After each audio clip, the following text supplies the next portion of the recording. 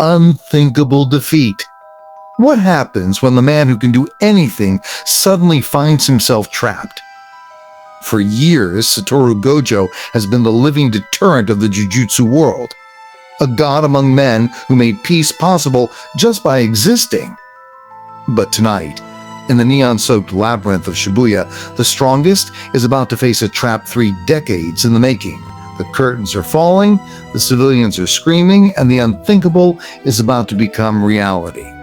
You better brace yourself, because the balance of power is about to shatter into a million pieces.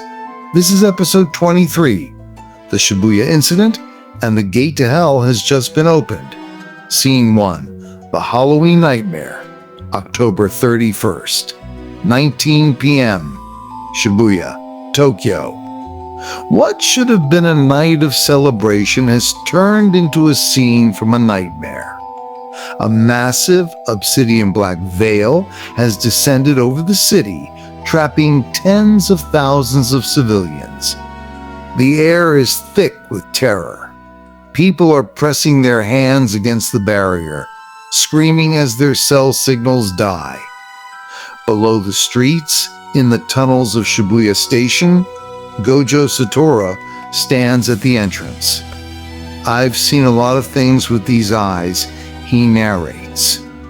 But today, the air feels different. He knows it's a trap designed by someone who knows him intimately. Deep within, Sukuna whispers with cold mockery, telling Yuji to watch closely. Because today, the world they know ends. Scene 2. The isolation of the teams. Outside the barrier, the city is a tactical war zone. Team Nanami with Megumi and Ino stands at Mark City. Team Zenin with Meiki and Nobara is at Bankamuradori. Team Itadori is led by Mei Mei. Only Gojo is permitted inside. Nanami, sharp and calm, reminds everyone that the priority is civilian safety. Nobara notes the eerie silence, comparing it to the city holding its breath. Meiki replies grimly, "When the gods start fighting, the earth has no choice but to tremble." Scene 3. The descent into B5F. Gojo descends the escalators into the Fukutoshin line. The B5F platform is a sea of confused, crying people. Standing on the tracks are Jogo, Hanami, and Choso. They have created a crowded field, a tactical nightmare where Gojo cannot use his massive area of effect techniques without slaughtering thousands of innocents.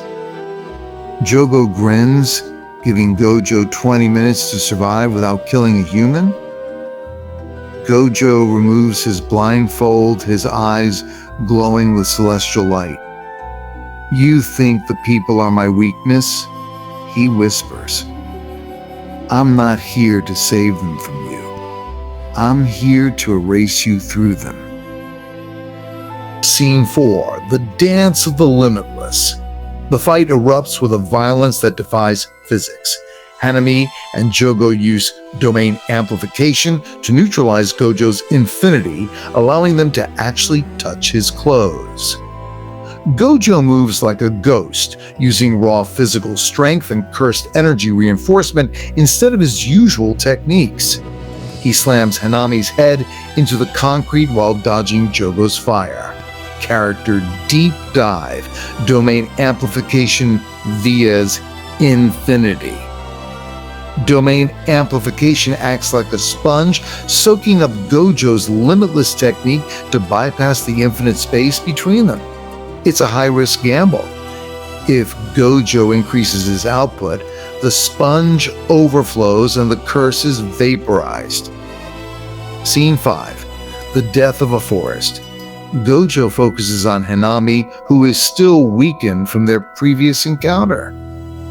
With brutal efficiency, he reaches out and tears the branch-like appendages from Hanami's head. As the curse screams, Gojo presses his palm to its chest. "You should have stayed in the woods," he says coldly. Amplification: blue. A localized point of attraction forms inside Hanami. The curse is crushed inward, splintering and withered, ground into the wall until it is nothing. One special grade down.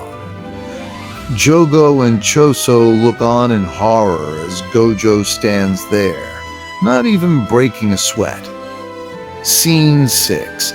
The arrival of the prison realm. As Gojo prepares to finish Jogo, a small, fleshy cube covered in eyes is thrown onto the tracks. The prison realm. At that moment, a figure in monk's robes steps out. He has a stitched scar across his forehead. He looks exactly like Geto Suguru. Gojo's best friend, whom he killed a year ago. Gojo freezes. His 6 eyes tell him it's Geto, but his soul knows better. "Who are you?" he screams. The imposter smiles warmly, his voice identical to Geto's. "Yo, Satoru. It's been a while. The trap is sprung." By seeing that face, Gojo's mind floods with memories. 1 minute of subjective time passes in a second, satisfying the prison realm's activation requirement. Scene 7. The Sealing of the God. The prison realm unfolds into a massive eyes and nerves, wrapping around Gojo and draining his energy. The strongest is being dragged into a dimension where time doesn't exist. Gojo demands to know who the imposter is. The figure lifts his scalp like a lid, revealing a living, talking brain. "I've lived 1,000 years in 1,000 bodies," the entity says. "Good night, Satoru Gojo. See you in a few centuries." The cube slams shut. Scene 8. The Transmission of Despair. The moment Gojo is sealed, the last remnants of Yuta Kokichi's consciousness activate a failsafe. Mechanical earpieces on Yuji, Megumi, and Nobara begin to glow. "Itadori, listen to me." Mekamaru's voice crackles. Satoru Gojo has been sealed. The age of sorcerers is over if you don't retrieve the prison realm right now. Yuji's face goes pale. The man he thought was invincible is gone. He screams at the top of his lungs, "Nanami-san, Fushiguro, Gojo-sensei is sealed. Move in." Scene 9. The Cliffhanger. The Shibuya Bloodbath. The episode ends with a bird's eye view of Shibuya. The black dome glows with sinister light. Hundreds of lower-grade curses swarm out, attacking the crowds. Yuji runs toward the station, his fists smoking with cursed energy, as the shadows of the city rise like hungry ghosts. The Feast of the Fallen. The king of the world is locked in a box, and the king of curses is waking up. With Gojo gone, the rules of the world have been deleted. Shibuya is no longer a city. It's a buffet for the damned. Can Yuji and his friends do the impossible and retrieve the prison realm? Or will they be crushed under the weight of a 1,000-year-old conspiracy? The finale is here, and the streets are about to run red. If you are reeling from that shock, smash that like button and subscribe. Hit the bell icon so you don't miss our massive 1,500-word season finale. Who do you think leads the Sorcerers now? Nanami or Yuji? Vote in the comments. The final episode, The Feast of the Fallen, is coming next. The god is gone. The monsters are hungry. To be continued.